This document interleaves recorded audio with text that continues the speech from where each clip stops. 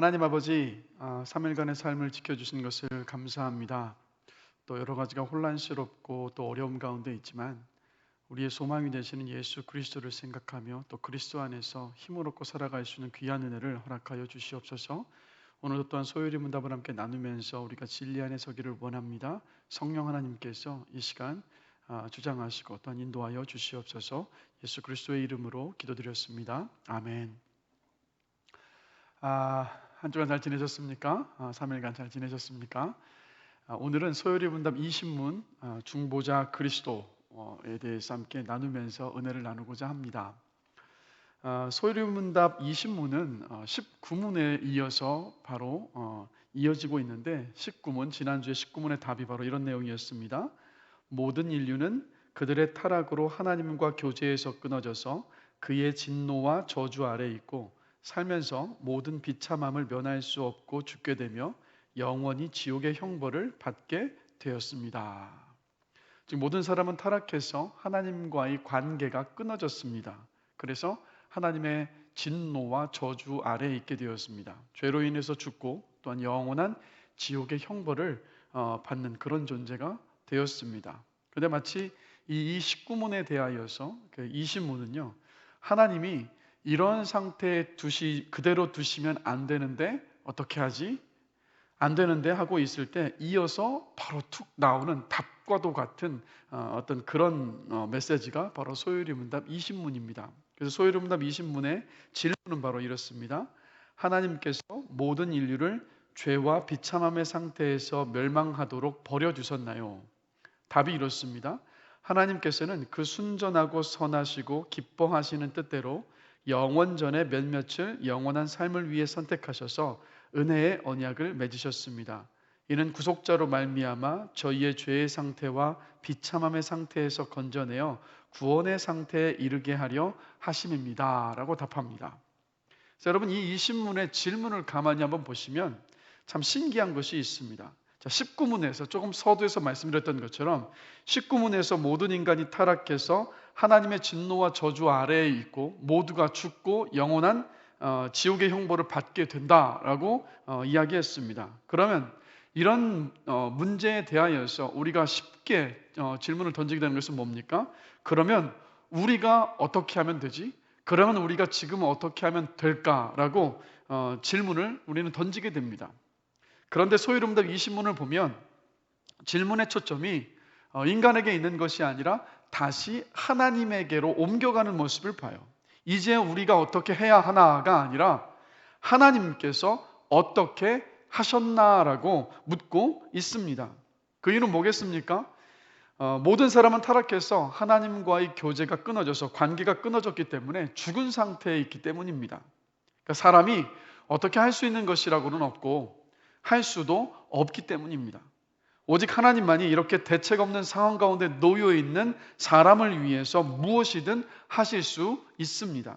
그래서 하나님은 우리를 비참한 상태에 내버려 두지 않으셨다라는 것을 이 소요리 문답 20문이 바로 선언하면서 시작을 하고 있습니다. 그래서 20문의 대답을 가만히 보시면 두 가지를 이야기하고 있습니다. 첫 번째는 뭐냐? 하나님은 사람 중 몇몇을 선택하셔서 은혜 언약을 세우셨다는 것이고, 두 번째는요, 그 은혜 언약을 세우신 목적이 무엇이냐? 바로 죄와 비참의 상태에서 구원의 상태로 옮기시기 위함입니다 라는 이 두 가지를 소요리 문답이 20문이 지금 설명해 주고 있습니다. 자, 그럼 먼저 살펴보고 싶은 것은 뭐냐? 하나님께서 특정한 사랑의 대상을 선택하셨다라는 거예요. 그럼 왜 하나님은 특정한 몇몇의 사람을 선택을 하셨을까요?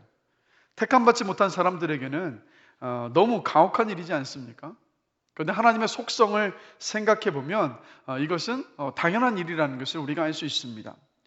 자, 먼저 여러분, 하나님께서는 어떤 분이시냐면 공의로우신 분이시기 때문에, 공의의 하나님이시기 때문에 어떠한 죄도 용납하실 수 없으십니다.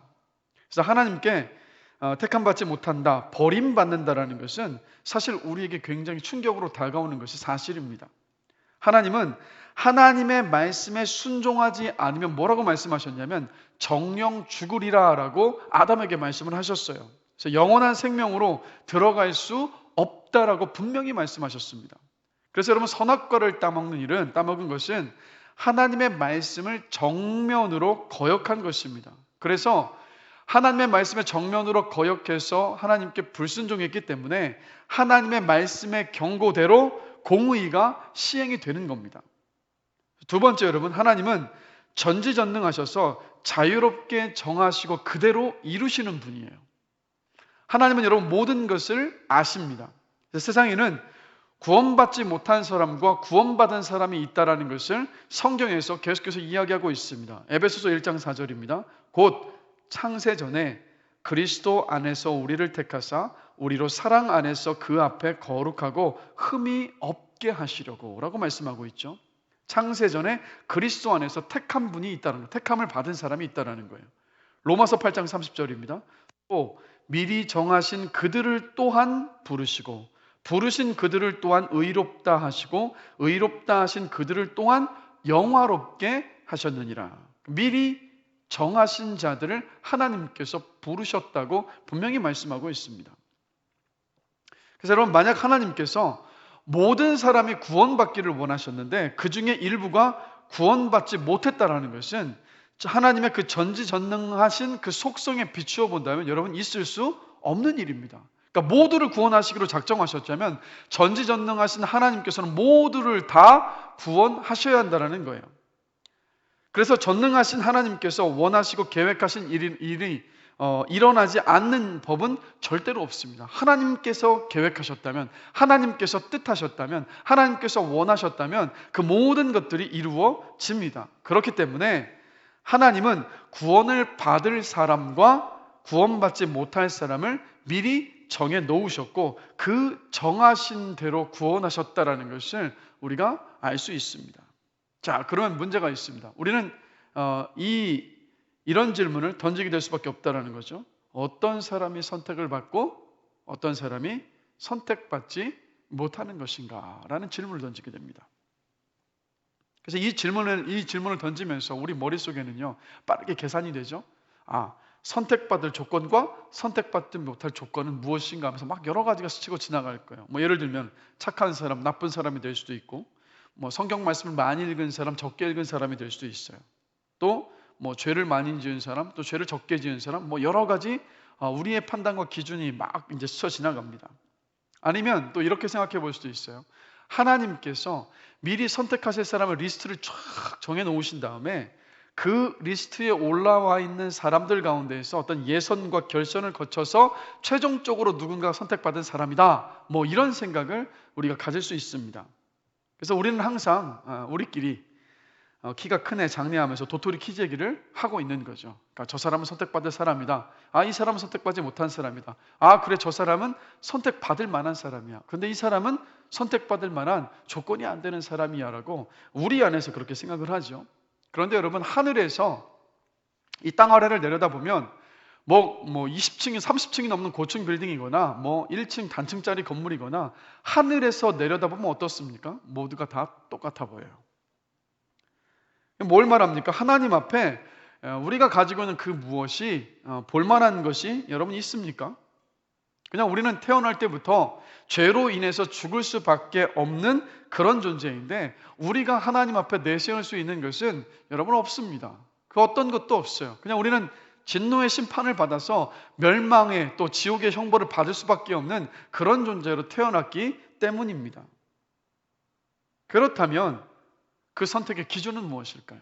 이 소요리문답 20문의 답을 보면 그 선택의 기준은 뭐냐면 바로 하나님의 순전하고 선하시고 기뻐하시는 뜻입니다. 그 뜻을 따라서 선택하셨고 그 뜻을 따라서 누군가는 선택하지 않으셨다는 거예요.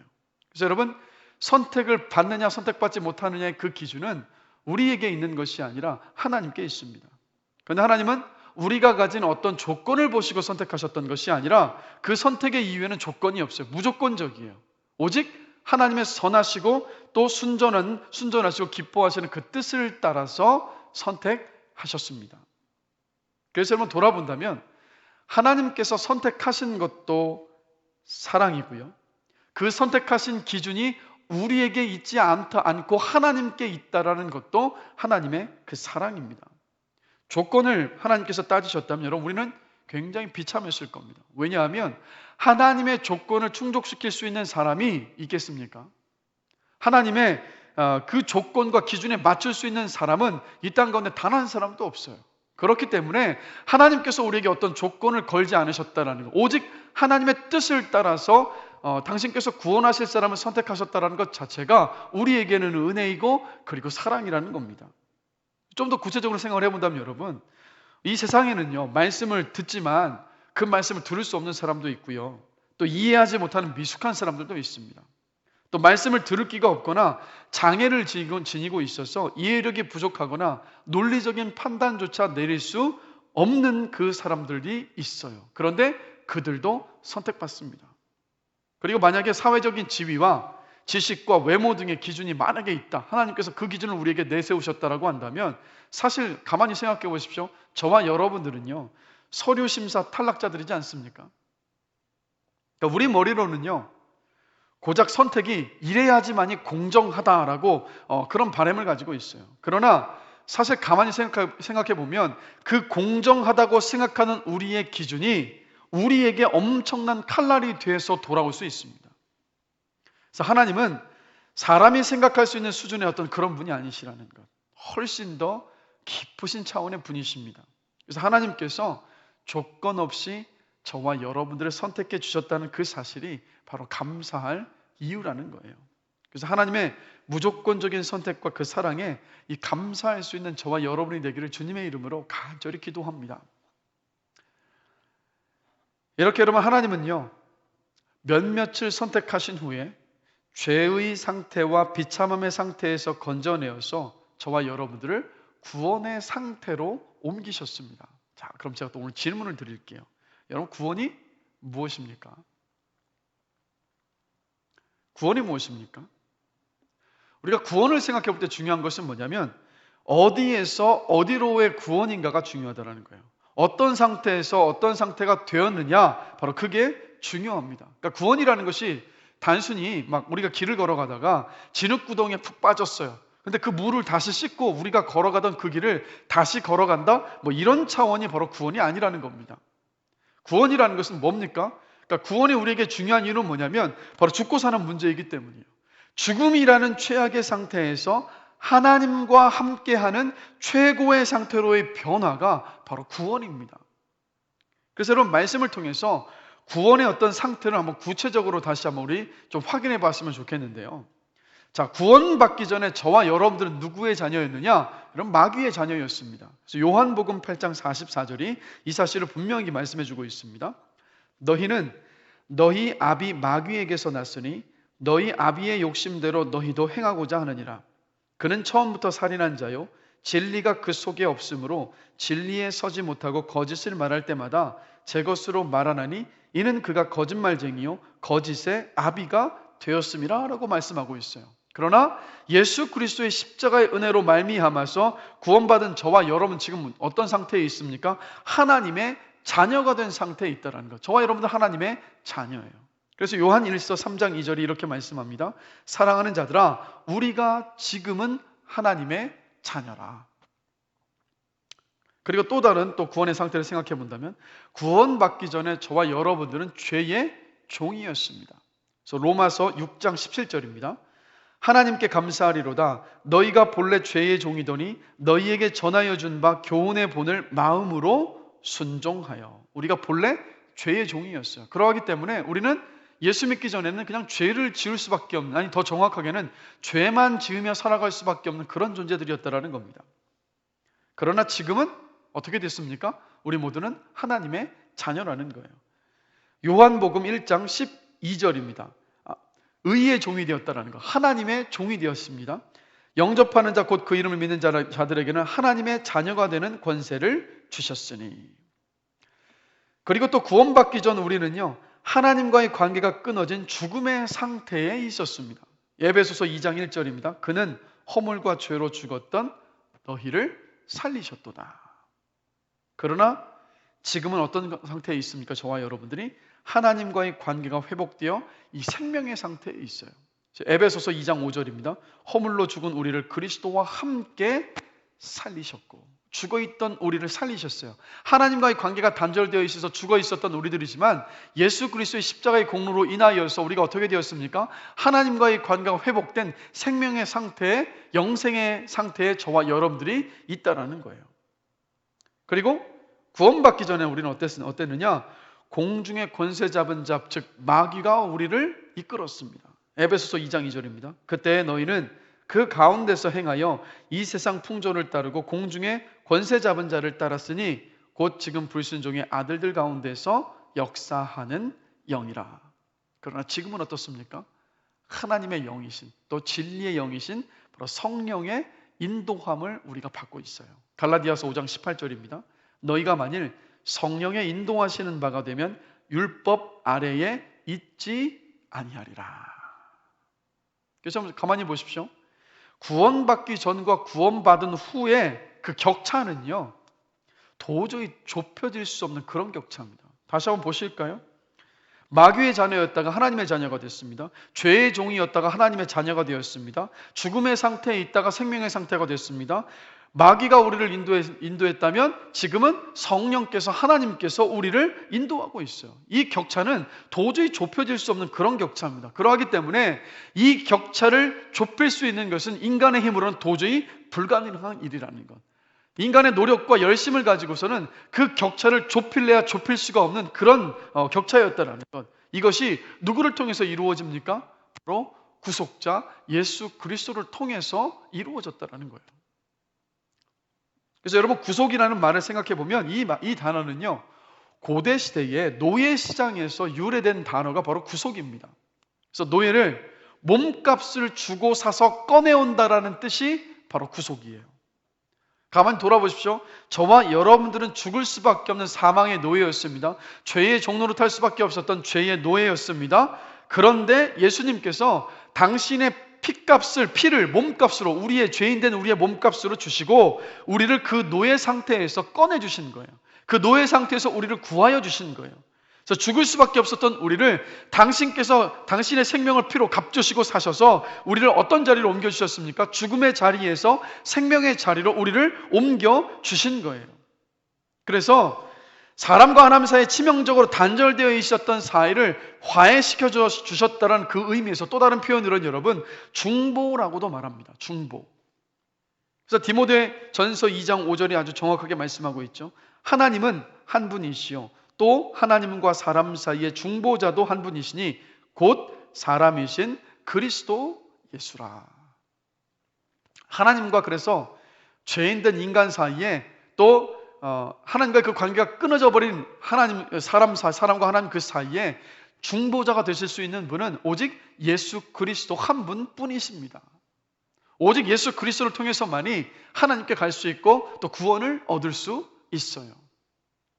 그래서 여러분, 저와 여러분들은 늘 이것을 기억해야 됩니다. 구원에 있어서 저와 여러분들이 한 것은 단 하나도 없습니다.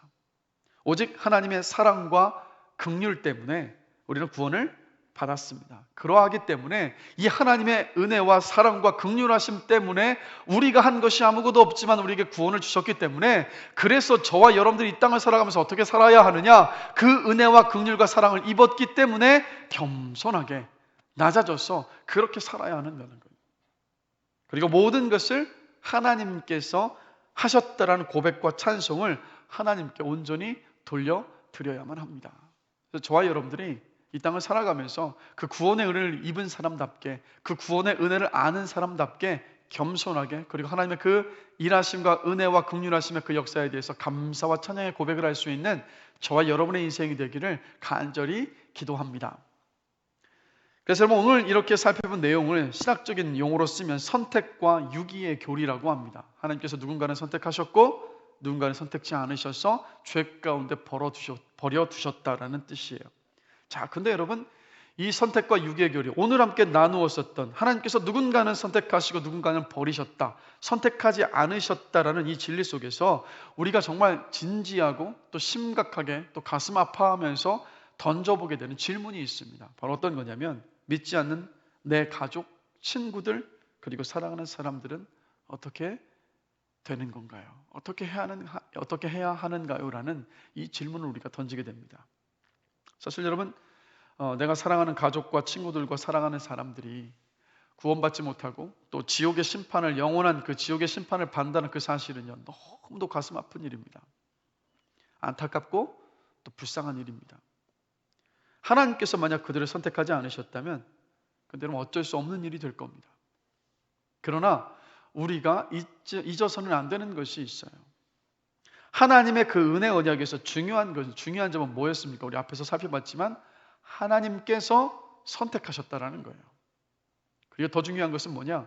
하나님께서 선택하셨기 때문에 인간의 입장에서 누구를 하나님께서 선택하셨는지 우리가 모른다는 사실이에요. 섣불리 판단할 수 없다는 사실입니다. 그래서 예수 믿지 않는 내 가족들은 진노의 자식들이고 비참한 가운데 있구나, 이렇게만 생각하면 우리가 비관적으로 될 수밖에 없습니다. 그러나 지금 그들이 하나님의 구원의 과정 속에 있을지도 모른다라는 소망을 우리가 가질 수 있어요. 왜요? 하나님의 그 선택하심을 우리가 알 수 없기 때문입니다. 우리가 모르기 때문이에요. 그래서 우리는 지금 이 순간도 우리가 믿지 않는 우리의 가족들, 친구들, 또 사랑하는 사람들, 또 그 상하여서 기대와 소망을 가지고 계속해서 기도하면서 기회에 닿는 대로 그들에게 복음을 전할 수 있다는 거예요. 그 인생의 결국을 우리가 모르기 때문에 우리는 소망을 가질 수 있습니다.